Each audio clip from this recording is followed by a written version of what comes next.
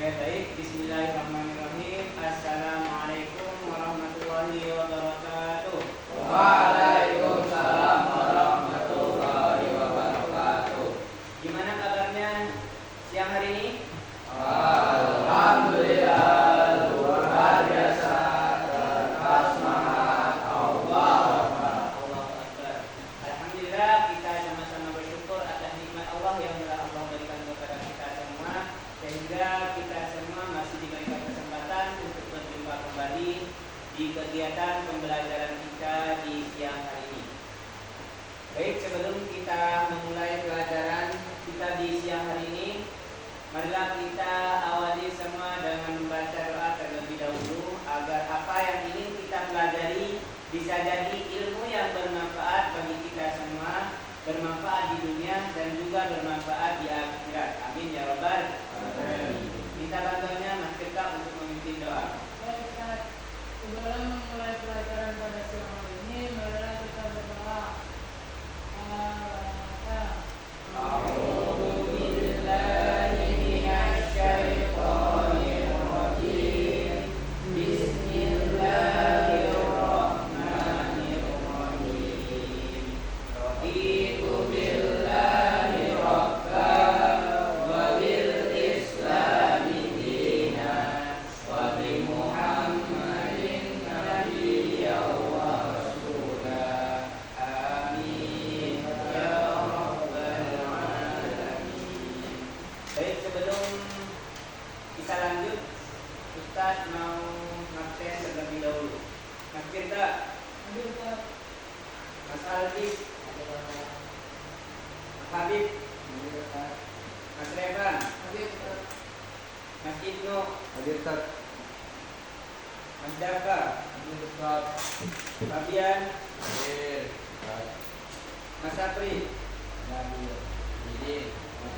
izin. Mas Sapri belum datang, Kak?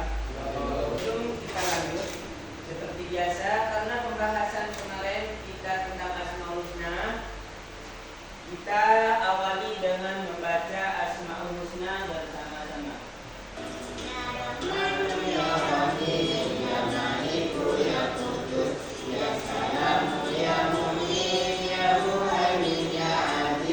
Oke, baik Ustaz, ucapkan terima kasih kepada abang-abang semua. Ingat ke pelajaran kita yang kemarin? Masih ingat, insya Allah. Kemarin kita menjelaskan tentang pengertian Asmaul Husna dan menghafal Asmaul Husna yang 4. Apa saja kemarin? Al-Hayyu, Al-Qawi, Al-Ahad, Al-Mu'id. Ayat ini. Insya Allah sekarang kita akan belajar tentang mengenai Al-Mu'id dan Al-Hayyu. Ustaz mau tanya dulu. Jika kita tahu kita akan mati, kira-kira apa yang harus kita lakukan saat kita masih punya harapan untuk hidup? Beribadah.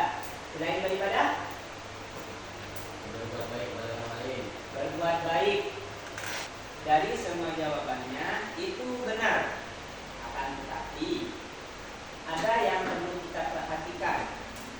Mumpung kita masih diberikan waktu untuk hidup kembali, yaitu kita harus berhati-hati. Berhati-hati dalam semua hal. Melakukan pekerjaan, kita juga berhati-hati. Melakukan ibadah, kita juga berhati-hati. Ya, yang harus kita lakukan yaitu memperbaiki diri. Berhati-hati. Oke, untuk tujuan pembelajaran kita di kali ini, pertama menganalisis makna dan dalil yang berkaitan dengan sifat Allah Al-Hayyu dan Al-Mu'id, yang maha hidup dan yang maha mematikan. Yang kedua, menyimpulkan nilai-nilai optimis, kehati-hatian dalam berbicara dan tanggung jawab hidup yang terkandung dalam kisah Nabi Yusuf sebagai cerminan dari pengalaman Al-Hayyu dan Al-Mumit. Yang ketiga, menunjukkan sikap optimis dalam menghadapi kesulitan dan bersikap hati-hati, beradab dalam ucapan dan tingkah dan tindakan sebagai bentuk pengalaman iman kepada Al-Hayyu dan Al-Mumit dalam kehidupan sehari-hari. Itu tujuan pembelajaran kita yang akan kita pelajari di siang hari ini. Oke, sekarang Ustaz minta sebutkan apa saja yang telah kalian syukuri di siang hari ini yang berkaitan dengan Al-Hayyu yang Maha Hidup. Apa saja yang telah kalian syukuri? Alhamdulillah hari ini masih bisa jalan, Pak. Ya, Ustaz coba tanya satu persatu dari Mas Halbis. Bersyukur memberi kesehatan. Alhamdulillah masih diberikan kesehatan. Mas Evan? Bersyukur masih bisa jalan. Bersyukur masih bisa jalan. Mas Fata? Bersyukur masih bisa bermakan. Bersyukur masih bisa bernafas. Mas Tirta? Bersyukur masih bisa melihat. Bersyukur masih bisa melihat. Yang kenceng ya, karena agak jauh dari Ustaz. Mas Habib? Bersyukur masih bisa merasakan makanan. Bersyukur masih bisa merasakan makanan. Masya Allah. Makanan dulu Mas Habib. Mas Ibnu? Bersyukur karena bisa bangun pada hari ini. Bersyukur masih bisa bangun di hari ini. Mas Fabian? Bersyukur masih bisa melaksanakan sholat hari ini. Bersyukur masih bisa melaksanakan sholat subuh. Mas Dapa? Bersyukur bisa tidur. Bersyukur bisa tidur. Tidur mulu Mas Dapa. Di pelajaran kali ini kita akan membahas tentang Al-Hayyu dan Al-Mumit. Kan nanti kalian menyimak dan bisa menulis apa yang penting, ya. Entah nanti ada dalil di surah apa atau ayat berapa, nanti kalian tulis. Oke, sekarang penjelasan Al-Mumit. Al-Mumit di sini artinya yang maha mematikan. Kamu harus yakin bahwa Allah Subhanahu wa taala yang menetapkan kematian pada seluruh makhluknya. Kapanpun Allah Subhanahu wa taala berkehendak, maka Allah Subhanahu wa taala akan mengambil nyawanya. Kematian tidak memandang siapapun, muda ataupun tua, orang yang sakit ataupun sehat. Selain karena sakit, kematian juga bisa disebabkan oleh bencana alam. Setiap makhluk hidup pasti akan mengalami kematian. Hanya Allah Subhanahu wa taala yang kekal. Allah Subhanahu wa taala berfirman di dalam surah Az-Zumar ayat 42. Artinya Allah memegang nyawa pada saat kematiannya dan nyawa yang belum mati ketika dia tidur, maka dia tahan nyawa yang telah dia tetapkan kematiannya dan dia lepaskan nyawa yang lain sampai waktu yang ditentukan. Sungguh pada yang demikian itu terdapat tanda-tanda kebesaran Allah Subhanahu wa taala bagi kaum yang berpikir. Nah, Allah itu Maha Kuasa, yang mencabut nyawa itu Allah, yang menetapkan nyawa itu Allah. Sampai ketika kita tidur pun itu yang menetapkan Allah. Kita jalan itu yang menetapkan Allah. Paham? Salah satu cara meneladani sifat ini adalah kita harus sabar. Salah satunya sadar bahwa kematian selalu siap mendatangi kita kapanpun saja dan dimanapun saja. Oleh karena itu, kita harus selalu beramal soleh dan berbuat kebijakan.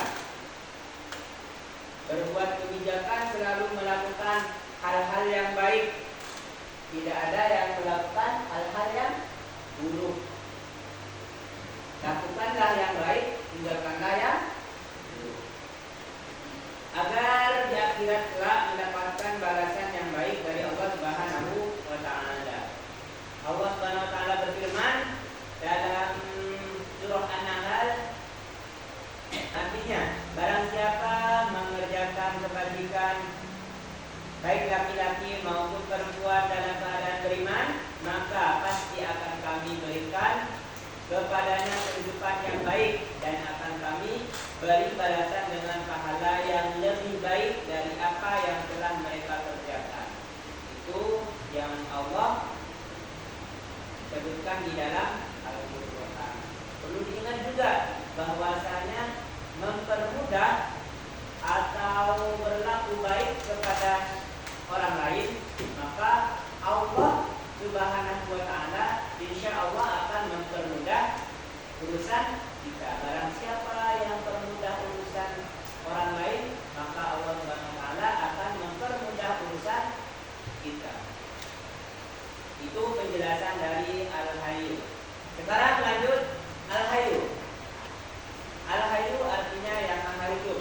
Allah Subhanahu wa taala senantiasa hidup dan maha kekal. Allah Subhanahu wa taala tidak akan pernah mati. Allah adalah sumber dari segala yang hidup. Kehidupan yang abadi tidak ada awal dan tidak ada akhir. Itu bagi Allah.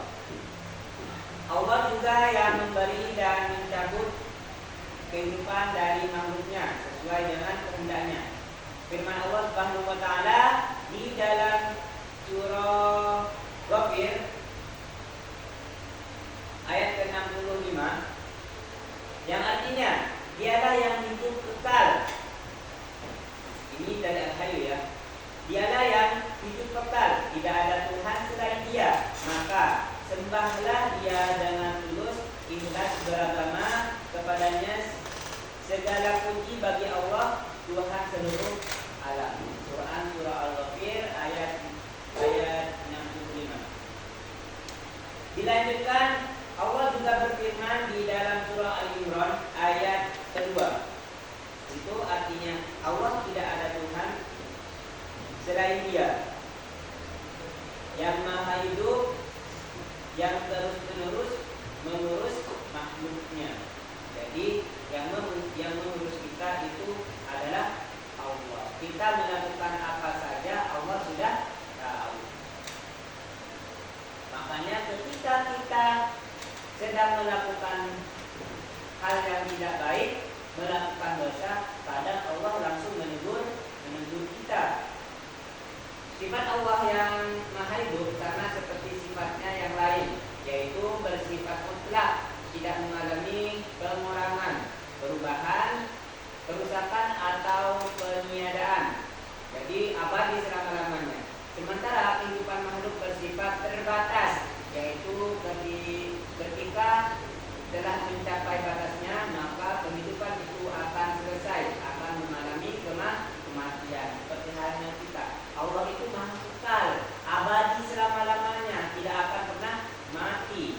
Nah, beda dengan kita. Ketika Allah sudah berkuasa, ketika Allah sudah berkehendak ingin mencabut nyawa kalian semua dalam satu tempat, umpama Allah saat ini berkehendak ingin mencabut nyawa kita semua, bisa saja Allah langsung mencabutnya dengan cara umpama entah nanti gedung ini roboh, entah nanti dengan ada meteor. Percaya nggak? Ya. Meteor di siang hari. Ya. Makanya kita harus bersyukur dengan apa yang sudah kita miliki di saat ini. Cara kita menerjemah sifat Al-Hayyu adalah mempergunakan kesempatan hidup yang diberikan oleh Allah Subhanahu wa taala dengan sebaik-baiknya, seperti banyak melakukan amal kebaikan. Dengan melakukan hal tersebut, maka Allah Subhanahu wa taala akan menunjukkan jiwa, hati, akal, jasmani dan rohaninya dengan iman, Islam dan ihsan.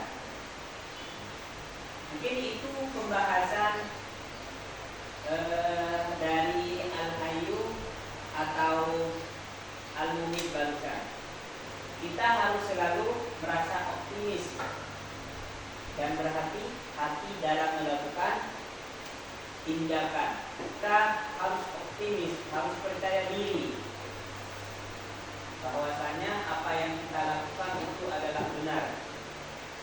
Tapi kalau salah jangan merasa benar. Kalau salah tetap salah, kalau benar tetap benar. Nah, dari sifat Al-Mumit dan Al-Hayyu di sini ada kisah salah satu nabi, yaitu kisahnya Nabi Yusuf. Insyaallah kita akan membacakan ceritanya. Kisah Nabi Yusuf, kekuatan Al-Hayyu dan Al-Mumit di balik jeruji. Pernah mendengar cerita Nabi Yusuf yang di penjara? Lanjut ke ceritanya. Nabi Yusuf di penjara karena fitnah.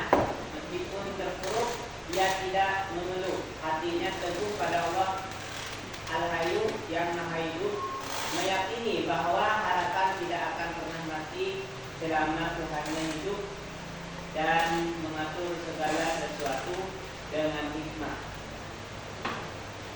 Ketika Nabi Yusuf di penjara, Nabi Yusuf selalu optimis di penjara. Ketika dua pemuda meminta tafsir mimpi, pas waktu di penjara, Yusuf mengajarinya tentang tauhid. Ia kemudian menafsirkan, satu akan hidup dibebaskan dan satu akan mati dihukum. Momen ini mengingatkan Yusuf akan kekuasaan Allah Al-Mumit yang Maha Mematikan. Yusuf sadar hidup dan mati makhluk hanyalah keputusan Allah.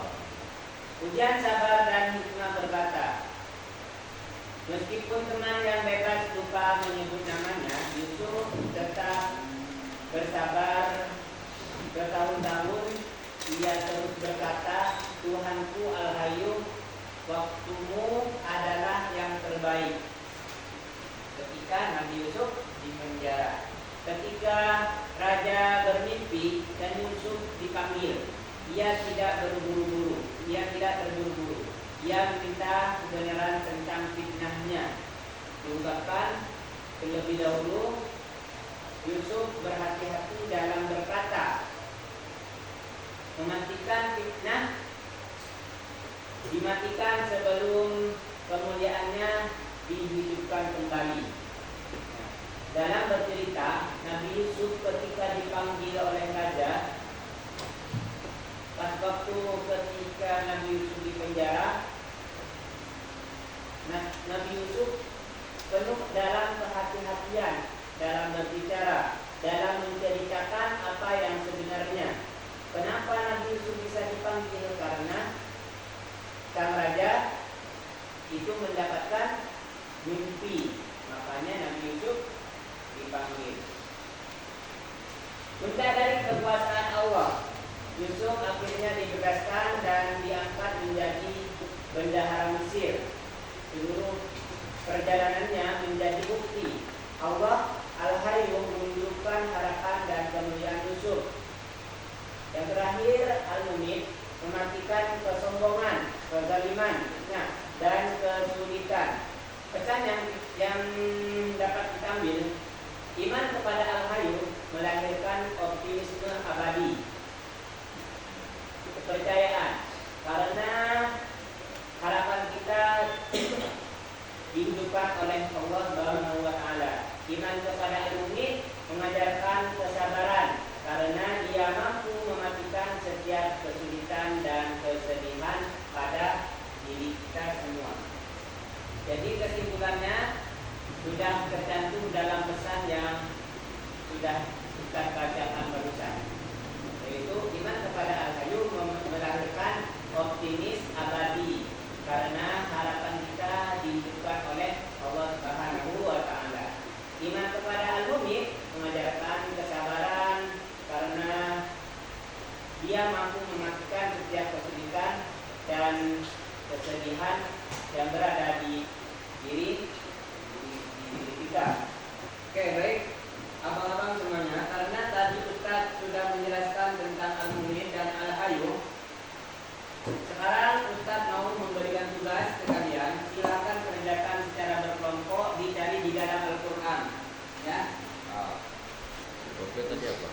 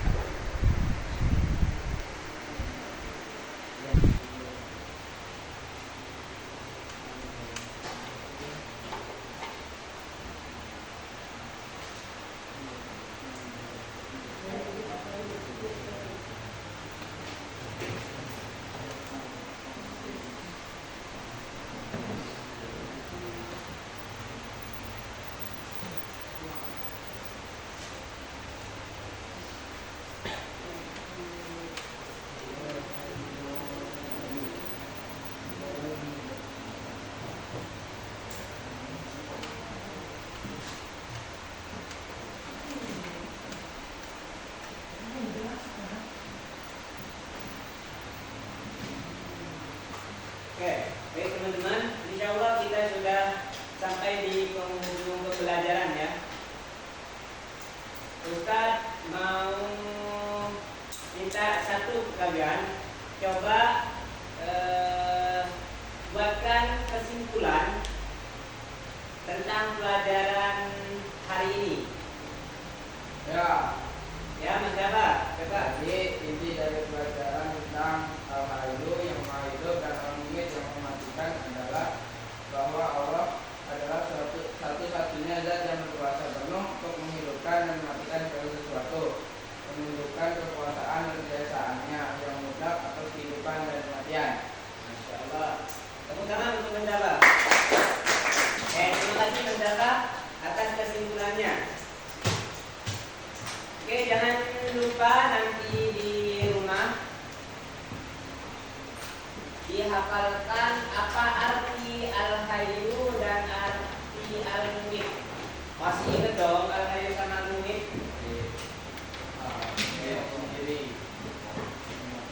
Insya Allah pekan depan kita akan melanjutkan pembelajaran kita tentang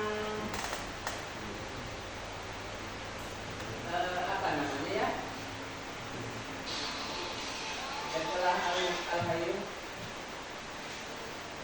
yaitu Al-Qayyum dan Al-Ahad. Ya. Sekarang kita sudah belajar tentang Al-Hayyu dan Al-Mu'min. Pekan depan kita akan belajar Al-Ahad dan Al-Qayyum.